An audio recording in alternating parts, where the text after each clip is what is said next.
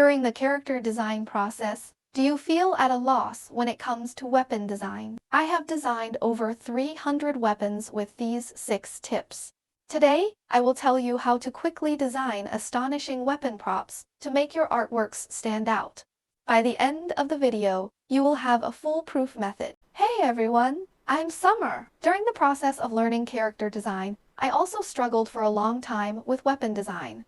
Then I summarized and found these weapon design tips. This is also the method I have been using in my work for many years. So grab your stylus and let's get started. Tip 1. Exaggerated shape. When designing weapons for some fantasy characters, the proportion relationship is usually exaggerated first. No matter what type of weapon it is, it will have an outer silhouette design and an exaggerated shape. In reality, some weapons and tools tend to have relatively simple designs.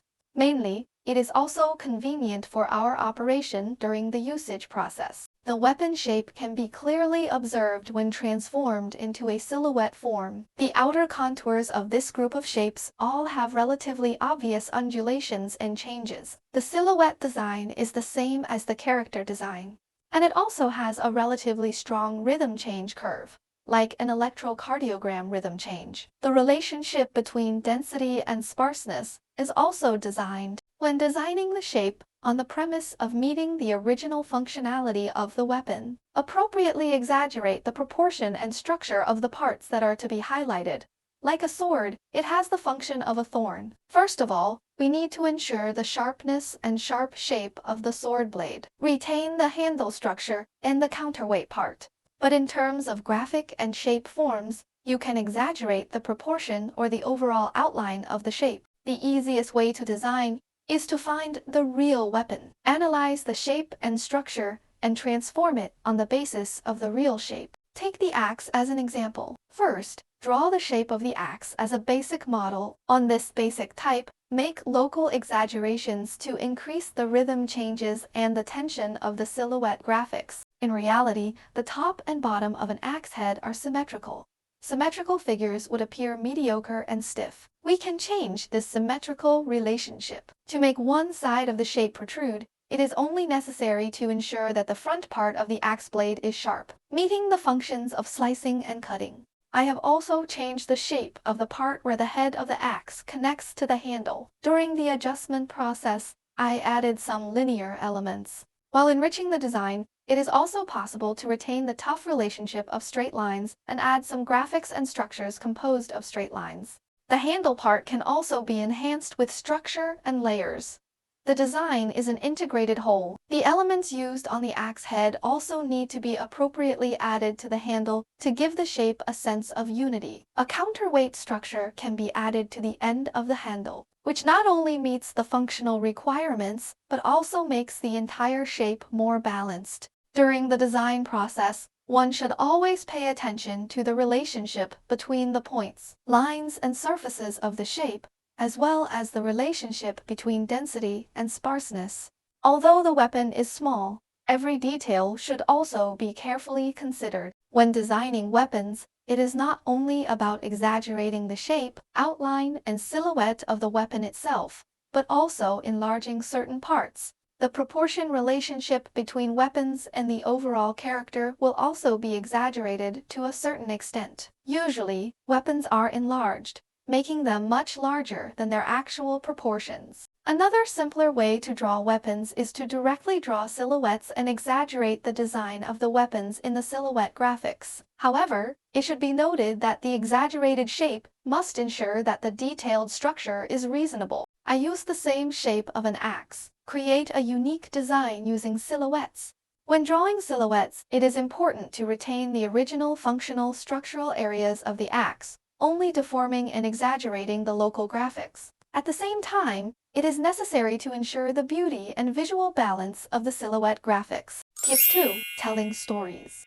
From the very beginning of the styling design, you need to create a story about your weapon. Under normal circumstances, a weapon does not exist alone. In the vast majority of cases, weapons will be combined with characters and appear before the audience. So, when designing weapons, it is also necessary to endow them with a story. This story requires integrating the background story of the characters themselves into the weapon design. The character's occupation, the environment of his living area, the level of civilization, and even his preferences will all be reflected in the shape and design of the weapon. The types of weapons used by characters of different races are different, as are the craftsmanship and materials employed in weapon making. Through the design of background stories, a clear direction can be provided for weapon design. Through the design of the story, you can also quickly identify the elements that can be used in your design, such as which character the weapon belongs to, whether it is aesthetically pleasing or evil. Aesthetically pleasing weapons can use plants or higher quality carved forms, while evil weapons can choose disordered and rough, wild elements. The past experiences of characters can be reflected through detailed designs, such as damage and repair marks. Next, I will use different stories to design the details of the silhouette I just drew. The first story takes place in a post-apocalyptic world. The axe might be dilapidated. It is made by piecing together various components found in the environment. Some components picked up in the environment can be added to the axe, such as tire, leather, patches, nails, and iron sheets. The broken clock has its blade parts all made of rusty and dilapidated iron sheets. Fix the key structures with nails. A piece of iron sheet was nailed onto the wood. Another barbed wire can be tied to the axe. The second story is set in a fantastical and magical world. In such an environment, weapons can cause changes in elements. There are some sharp, angular graphics in the design. We can design this weapon to be used by demons. Further refine the silhouette by combining bones, skulls, and death elements. Just now I drew two circles here. They look a bit like the eyes of a living creature. On the structure of the weapon connection, I designed it in the shape of a skull. The material can be chosen from or some special and peculiar materials. There will be some uneven textures in the areas connected to the bones. The first half has been polished and has a relatively sharp edge. The rear part has small elements like teeth. The handle part can be designed in the shape of a hand bone. It doesn't have to be human bones. It can be the bones of other creatures twisted over.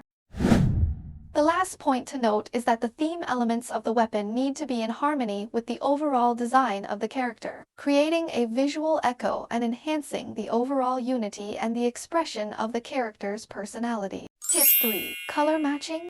When designing some fantastical weapons and equipment, their colors need to be matched and designed. They are not directly used according to the colors of the weapons and props in reality. When matching colors, it is important to ensure that the weapon and the character form a unified whole. When choosing the color of weapons, it is essential to correspond with the characters. The common approach is for both to share the color card. This picture is a rather obvious example. The overall color scheme of the character is warm tones, and the relationship between the colors used for the weapons and the colors of the decorative components is also in harmony with the character. Only in this way can the weapons and characters have a unified visual effect. Just like the character color design, the color matching of weapons also follows the ratio of 6, 3, and 1. The main color takes up more than 60% of the area. The auxiliary color accounts for 30%, and the accent color accounts for about 10%. This is a commonly used rule in color matching.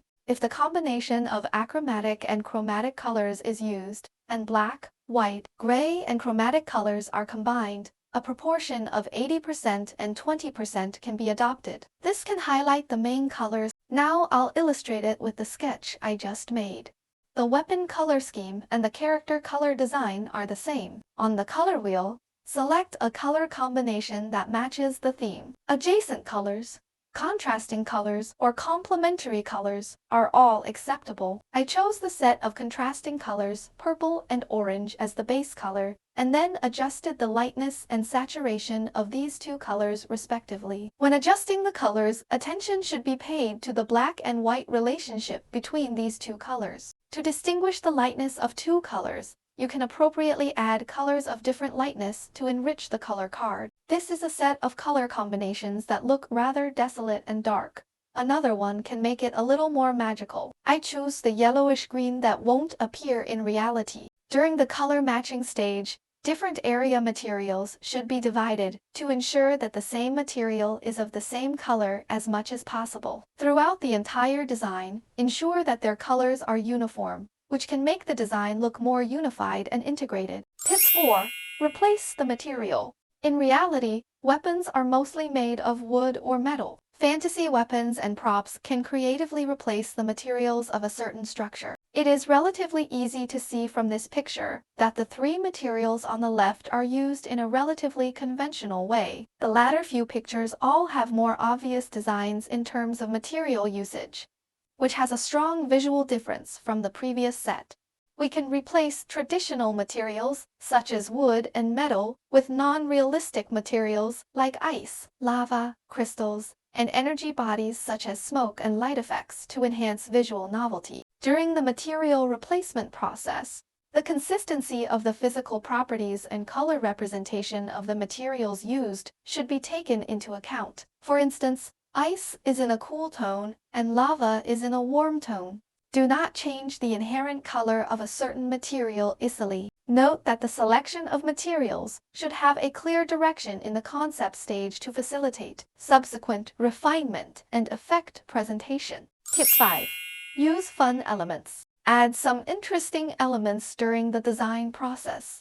It can make your character more vivid. When designing weapons, it is necessary to consider what kind of personality the character using this weapon has. If the character itself has a certain humorous attribute, or if there are some interesting and funny designs in the way the weapon is used, it will make your design unforgettable. You can incorporate some more interesting ideas during the process of telling stories.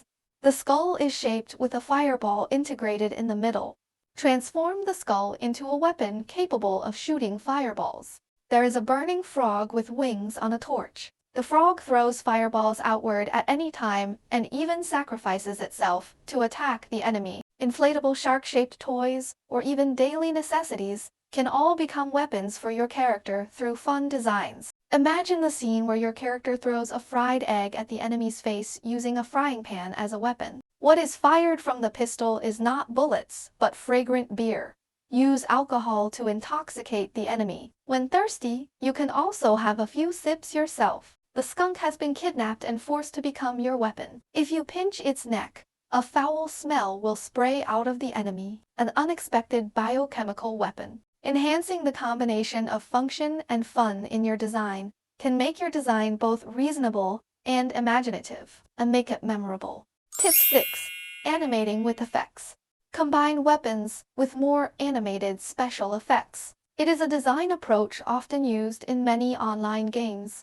When designing weapons, it is necessary to consider the final form in which the weapon will appear in games or film and television works. This weapon may undergo different style changes at different stages of the attack. The attack form is divided into several stages, and the style and color of the special effects will also change at different stages. Visual effects should be applied to weapons in dynamic use, such as light emission and energy fluctuations, which can enhance the visual effect. To draw a special effects design, you can use a hard-edge brush to select pure white to draw the special effect direction. Then add colored strokes and external glow effects through layer styles. And finally use a soft edge brush to add a sense of light on the overlay layer to represent it. This method can simulate effects such as lightning and electrical energy relatively quickly. You can also use special effect brushes and adjust the brush properties to achieve this. My 2 drawing processes.